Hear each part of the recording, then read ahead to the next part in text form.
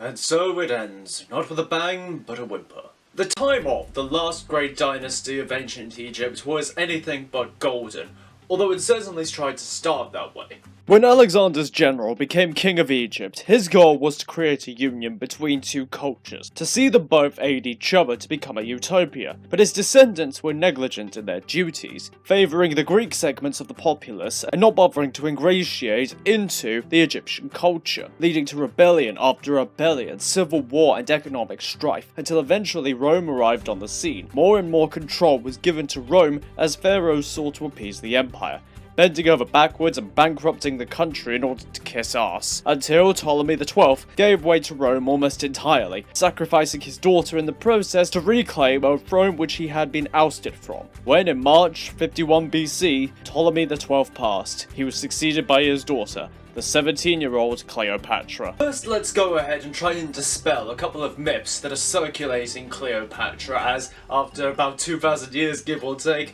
inevitably there are ones that are going to crop up. Cleopatra was a smart cookie, with a royal education, access to the Library of Alexandria, classical writings that have survived today, plus ones which did not, being able to speak multiple languages including Egyptian, and a great capacity for rhetoric.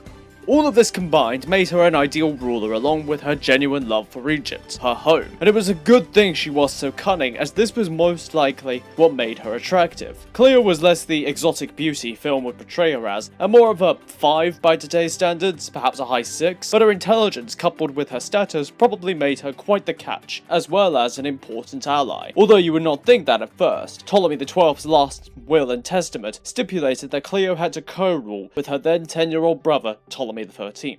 A risky stipulation given the history of this era, but fair enough. Seeing as how Ptolemy was a prepubescent ruler, it was easy for his big sister to sideline him and rule Egypt alone for the first 18 months. But things went well. Until they didn't. A series of disasters, including an unusually low inundation which led to crop failure and low food yields. If not for emergency legislation, Egypt would have fallen to famine. Less than 2 years into her reign, and it already looked as though the gods of Egypt had abandoned the new queen. Not good. Public opinion soon began to sway in favour of Ptolemy XIII. While this was going on, a civil war was underway in Rome, as Pompey and Caesar vied for control. Cleopatra sided Pompey due to his ally Gabinius aiding her father to retake the throne. And while she did this, it seems that history would repeat itself, as like her father before her, Cleopatra was exiled from Egypt in 48 BCE. But unlike her father, Cleo went not to Rome for support but closer to home, as she went to Palestine, who were still loyal to her, with the two opposing armies of Cleopatra and Ptolemy XIII facing against each other at the eastern Nile Delta. By this point, Ptolemy XIII had gained recognition by Rome, and so was confident of his victory, which led to recklessness when Pompey began to head for Egypt, having been defeated in Greece. As soon as Pompey the Great arrived in Alexandria's harbour side, Ptolemy had him killed. If Ptolemy thought that this would earn him points with Caesar, this was obviously before anyone had heard of kill stealing. 4 days later, when Caesar did arrive, he immediately took residence in the royal palace, and enacted the ultimate power move of summoning the pharaoh into his own throne room, in his palace, in his country. I think it's safe to say that Ptolemy royally misread the situation. Now, what kind of cunning queen would Cleopatra have been if she let an opportunity such as this one pass by, smuggling her way into Alexandria and into the royal palace to have a private audience with the now ruler of Rome? And we all know what happened next. The nose met the crown, Caesar's palace laid down dough, Egyptian wiles whiled the time away. To think Caesar was in his 50s at this point and Cleo was 21. And to think people complain today about a 10-year age difference. Or even a 5-year age difference. Caesar threw his full support of Rome behind Cleopatra's claim to the throne, which was when Ptolemy had his forces raise the royal palace. Rome's army provided support, and when the dust had settled, a lot had happened. Ptolemy was dead, having drowned in the Nile. Cleopatra was queen once more. Her younger sister Arsinoe, who had briefly been named queen, was deported to Italy, and her younger brother Ptolemy XIV was named co-regent. Oh, and the pending ship name of Systra had a bun in the oven. The union between Egypt and Rome was solidified as Cyprus was gifted back to Egypt, but there was an increased military presence in Egypt, making it clear what would happen if the country did not toe the line. Finally codified by the birth of Ptolemy Caesar, or Caesarion, in 47 BCE. The birth of her son led to great commemoration with special coins from the royal mint as well as religious commissions, starting with a roof shrine for the temple of the mother goddess Hathor at Ionet, as well as a birthing house at Ioni, with the next action being most significant, as the worship of Isis was promoted in the most prominent Greek cities of Alexandria and Ptolemaic. Isis was the divine mother and protector of her son Horus. Cleo held a great affinity for her and began to have statues commissioned which blended the two's likenesses. The two became one in a very Egyptian initiative, with the reasons behind going for the affinity being quite obvious when you consider how next to Ra or Horus, Isis was one of the most powerful deities in the Egyptian pantheon. Following this, Cleopatra visited Rome at the invitation of Caesar in 46, staying with him in Tabar for 2 years. Caesar followed suit with the godly propaganda, dedicating a statue to Cleopatra as Venus Genetrix, a goddess commonly syncretized with Isis. So clearly the two were on the same papyrus. Unfortunately, trouble brewed when Caesar moved in the Senate for permission to marry and have children with a non-Roman woman. Kind of late for that, isn't it? This crystallized Rome's worst fears that their ruler had gone native. Cut to 44 BCE, where Caesar did the dying and Brutus did the stabbing. Cleopatra returned to Alexandria with her lover and her brother dead. Oh no! Anyway. Cleo had her son made her co-regent as Ptolemy 15th, and elevated the religious propaganda. Her Osiris was murdered, her Horus was elevated. In a sort of tragic way, things were going according to plan. Until the other gods of Egypt had other ideas. Between 43 and 41 BCE, another series of low inundations led to nation-spread food shortages, with this causing many to lose faith in any sort of religion, especially in afterlife. Perhaps not the best time to be a queen modelling oneself after a prominent deity. This compounded with the imminent problem that now that Caesar was gone, so was his protection, making it only a matter of time before a would-be conqueror would come knocking on Egypt's door. Compounding stress was the release of Arsinoe from Rome to Ephesus, who became a rallying point for dissenters against Cleopatra's rule. These problems needed serious work to fix. See, if only there was a way to expedite the solving of at least some of these problems. Mark Antony, Cassius, and Octavian all called upon Egypt for military support for their claim to Rome. Cleopatra read the situation and decided to side with Caesar's mentee, Mark Antony. Antony would end up defeating Cassius and Brutus at the Battle of Philippi. So it seems that once again we have another high-profile Roman who has come into power, and at the same time as when Egypt needs protection.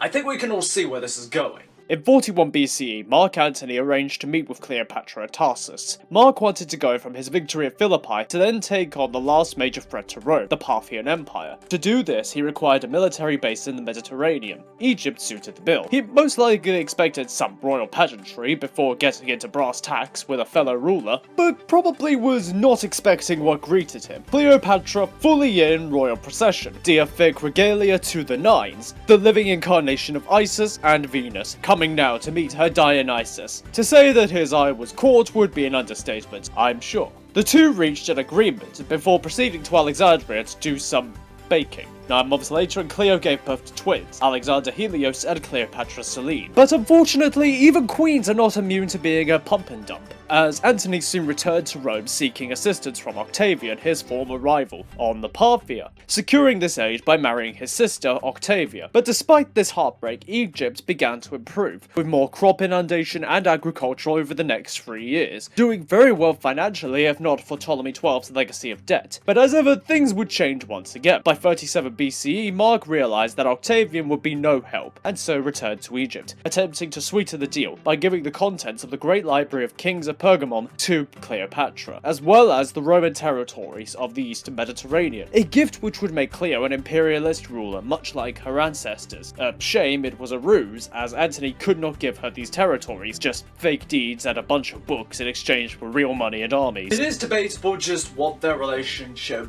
was. Obviously there was a certain amount of lust and passion involved, but was Antony using Cleopatra? Was Cleo using Antony? Were they using each other? Well, I don't know, I wasn't there. With this support in hand, the first Parthian campaign was underway, and failed spectacularly, with the only saving grace being the birth of another child with Ptolemy Philadelphus. But in 34 BCE, the second campaign was underway. This time, Cleo joined Antony at the banks of Euphrates.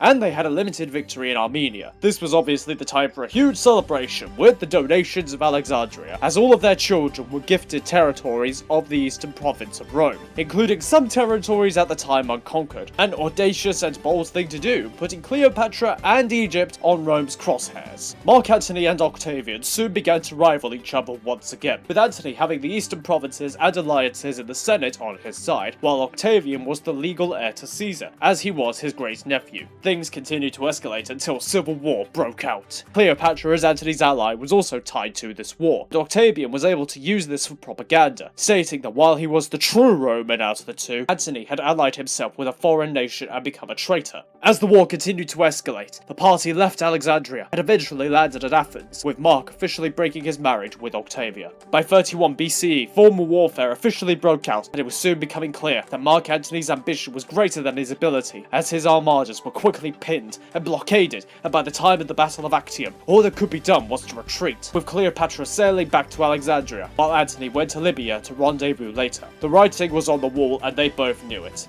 But if you have to go, then go with style, as when Antony returned a few days later, a massive festival and celebration was held, celebrating the coming of age of Ptolemy Caesar. This could only do so much, however, as Cleo began to prepare, having her naval fleet move from the Nile to the Red Sea. Caesarion sailed to India, and Cleopatra, trapped in her home country, chose to send a final word to Octavian, offering to abdicate in favour of her children if Egypt was therefore spared what was to come. If Octavian received this message, he did not indicate it. In 30 BCE, Octavian's forces overran Alexandria by land and by sea. By this point, Antony was spent and out of options. Misinformed that his lover was dead, he made his final choice and fell upon the sword. Cleopatra heard of what happened, and although legend indicates she had his almost lifeless form brought to her to die, what we know is that she was barricaded within her treasury turned mausoleum, and eventually herself overrun and captured. In her lifetime, Cleopatra had seen either her family members killed or held in indentured servitude. She decided that death would be preferable. Although legend paints the picture of her using an asp or a poisoned comb, it's far more likely she used just breaking the poison. Her eldest son, Caesarion, the son of Cleopatra and Julius Caesar, was found a few short days later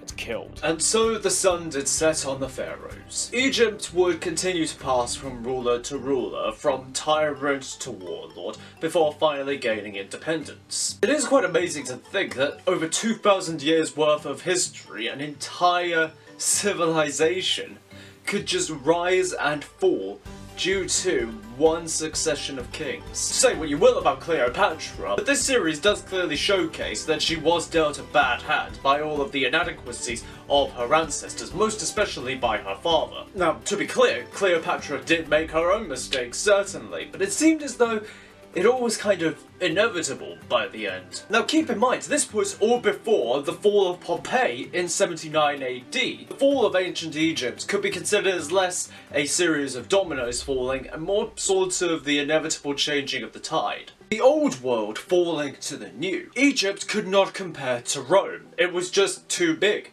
It was even too big to sustain itself after a while. One can't help but compare all of this to the world that we live in today. We have created a science and technology-based house of cards, one that is full of intricate systems and very delicate designs. And just look at how quickly all of those crumbled away only a few short years ago. So the only question left to us is, where are we in this comparison? Are we Egypt, about to be crushed by the new? Are we Rome, about to collapse in on ourselves? About to eat ourselves alive due to abundance and unsustainability? But in either case, we cannot skim on our training, nor can we skim on our knowledge. So until next time, thank you all for watching, and peace be with you.